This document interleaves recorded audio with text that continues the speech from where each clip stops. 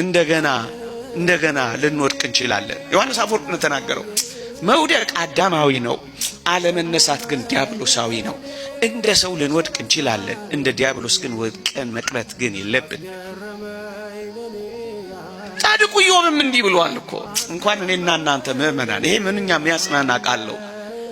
ሰማይና ፀሐይና ጨረቃ እንኳን መቼም የማይፎርሹት በማያቋርጥ ሰረገላ የሚሽከረከሩት ፀሐይና ጨረቃ እንኳን በእግዚአብሔር ፊት ንጹሃን አይደሉም ይላል ጻድቁ ኢዮብ።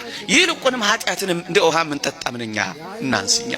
አለ ደጋ በደል አለ፣ እንወድቃለን፣ እንነሳለን። አያችሁ እግዚአብሔር ቸር፣ እግዚአብሔር መሐሪ፣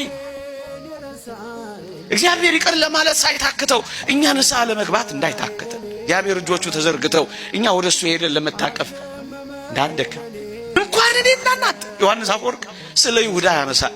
ይሁዳን እንኳን ይቅር ሊለው የታመነ አምላክ ነው ይላል። እንዴት